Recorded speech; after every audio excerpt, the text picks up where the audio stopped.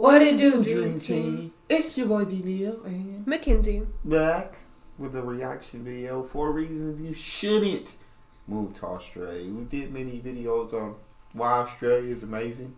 Why you should move to Australia. Why you should quit and move to Australia. Best things you should love about Australia.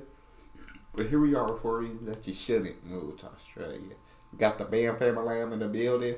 Before we jump in, make sure you subscribe, ring the notification bell, give the video a thumbs up. Let's jump into it. I know what you're thinking. The BAMs love Australia. But why are they saying we shouldn't move? You'd be absolutely right. We do BAMing love Australia, but we also know that it's not for everybody. It takes a certain type of person and also a certain mindset to emigrate successfully. What we can be, life with no distractions, we'll get away. And we've had comments in some of our videos that people think we're looking through rose-tinted glasses, or that we're not being entirely honest with you guys when we make these videos. We're just telling you it from our perspective. We don't live on the negatives. We realise that we actually have to change our way of thinking and adapt to those things. So we just get on with it. So it's not that we're looking through rose-tinted glasses. That's just how we see things. But no, I absolutely love that. Because I always try to look to the positives too, you feel me, wherever I'm at, whatever situation I'm in. Like, we ignore the negatives. Because if we focus on the negative, we're going to feel negative. We don't want negativity. Yes. I'm the opposite. It's not that I look at the negativity. It's not that. I'm more of like, where like he sees the glass like half full. I see it half empty, or like he looks at all the things that could go well for us, and I look at all the things that could go bad for us.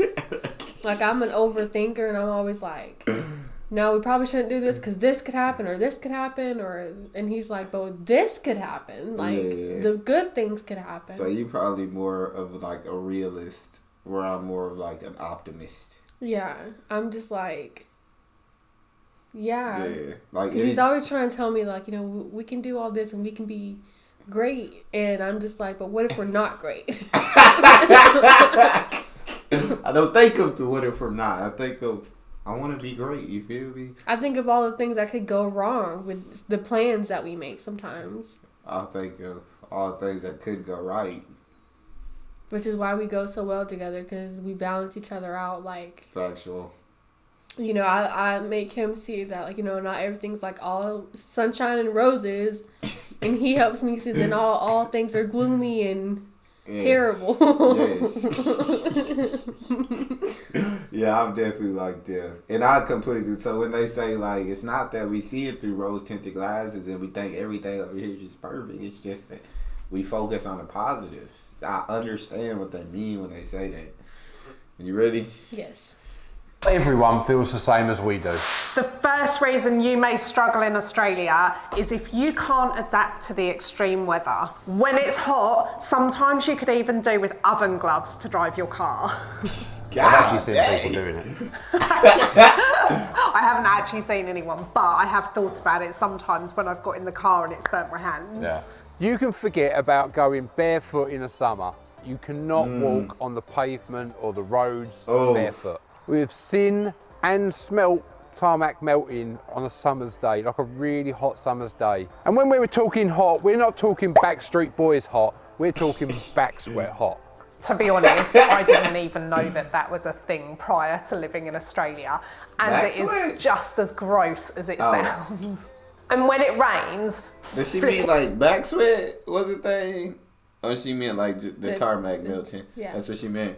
I was about to say, back been sweating all my life. Or summer.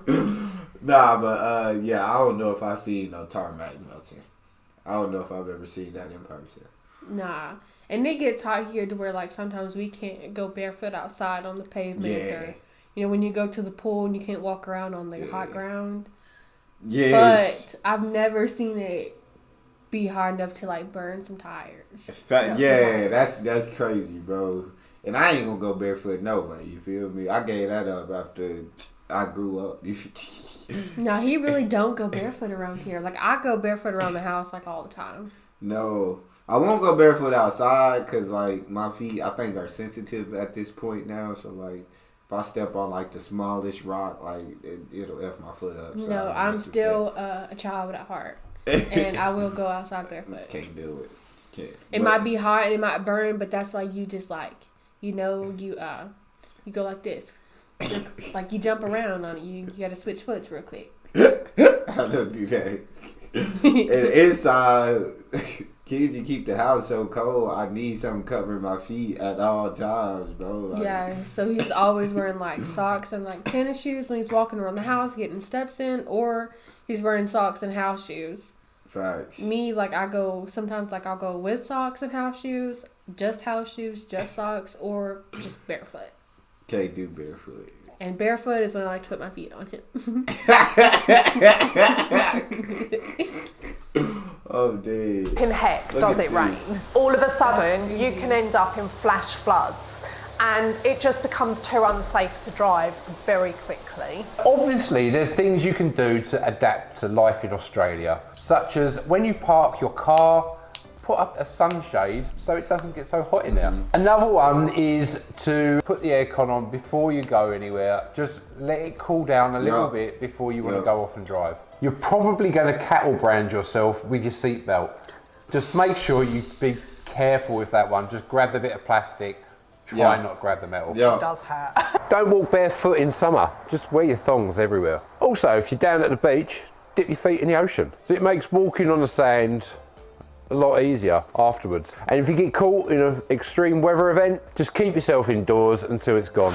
Number 2 is that if you're not willing to embrace change, then you probably will never settle in here. You probably won't be able to get heaps of the things that you could get in the supermarket here.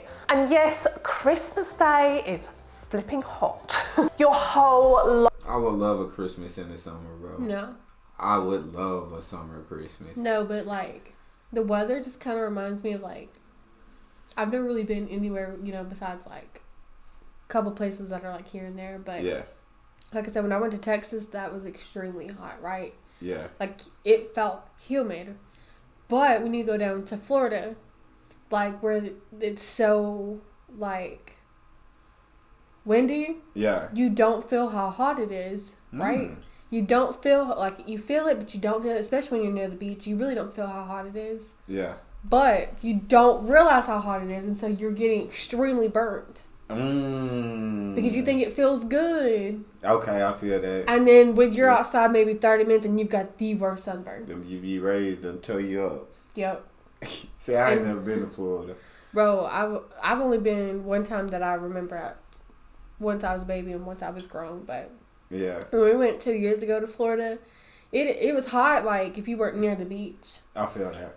Like, I was just dying of sweat. But when we would be out on the beach and in the sand, it felt amazing. The waves and the wind, it felt great. Dang.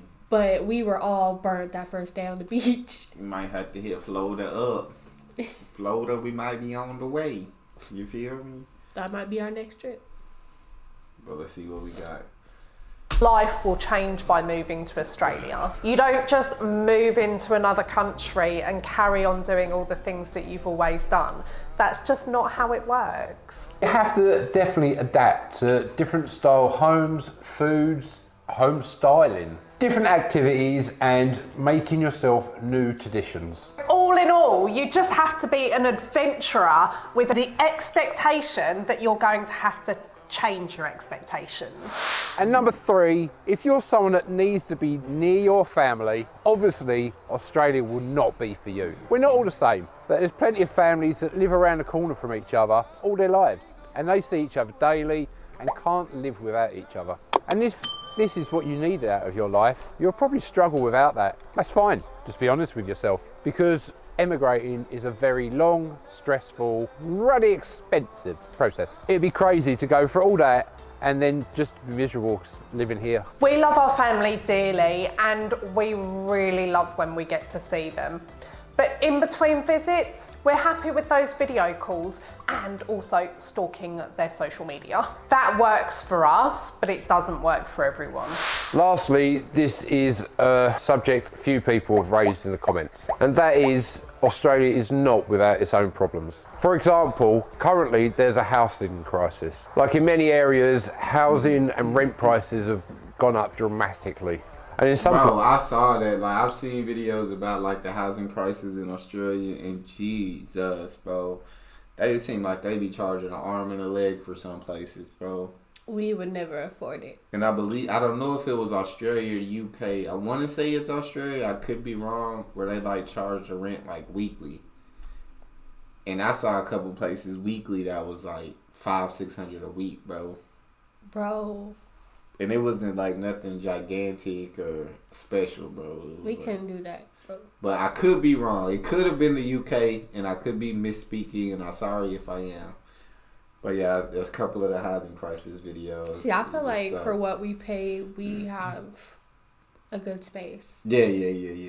I mean, we pay $1,100 in rent. We have 2-bedroom, a living room, a big kitchen, and a garage. Yep. So I feel like, and we have a bathroom, obviously. Yep. I was paying more than that for a 1-bedroom, no garage. Yeah. No big kitchen. No. This is a lot more spacious than what I had. Yeah, I mean, and this is in an apartment, but I mean, we could have had a house, a 3-bedroom house with a garage and all that for the same price. But it wasn't like what we wanted. And like we would have taken a house, but I'm very picky about like the interior and I feel like all women are, or most women. And so it just wasn't up to date, and then they weren't going to update it anytime soon, and it looked like it had been like, just it needed some updating. And this was brand new, just built. Nobody's ever been in here. It was all up to date. So we took the apartment. See, me, I'm the type. Me, as long as it got 4 walls and a roof, I'm cool. Yes. I don't care. I don't care what the walls look like. Most of my life, before I met Kizzy, like I never put pictures or posters or like decorated of anything. That like in college, I didn't even have a bed frame. I had the thing that go under the bed. I forget what it's called. Just like that hold the bed mattress up. I can't remember what it's called. It's a bed frame. It's just not the head. You just didn't have a headboard. But it wasn't like a frame. It was the box spring. No, you had the bed frame. I'm talking about in college, not when in my apartment. Oh, okay. Yeah, in college, I just had a box spring and a mattress on top of it. It didn't have no kind of frame or nothing like that. And I was cool. Like, it didn't bother me one bit. Slept good. Walls bare. Was Gucci. No, like with me, we decorate for every holiday. Besides Valentine's, I really, really did think about doing Valentine's, but we didn't. But we do have decorations all over our walls. I've decorated our laundry room, and I've bought jars and labels. So we're very decorated, and he's got his. Right now, like y'all see, like part of my wall that I've decorated, but on the right, he's got his decorated. She got me buying posters now, and I got an anime wall, and then I got like a superhero wall. Yeah, which is right behind the camera, so y'all also can't see that. But he decorates too now, and he also gets excited for it. Cause my anime wall look clean, bro. If y'all are anime fans, drop your favorite anime in the comment section. I'll talk to you about that, because I can talk about anime all day. Yes, he currently has me watching anime with him. Yes. If you ever seen Ace of the Diamond, drop, you know what I'm saying? Kinsey in for a good one. She's enjoying it, you feel? And I love that. Yeah, I really do enjoy this one. More than I thought I was. I'm not a big anime fan at all. She's not.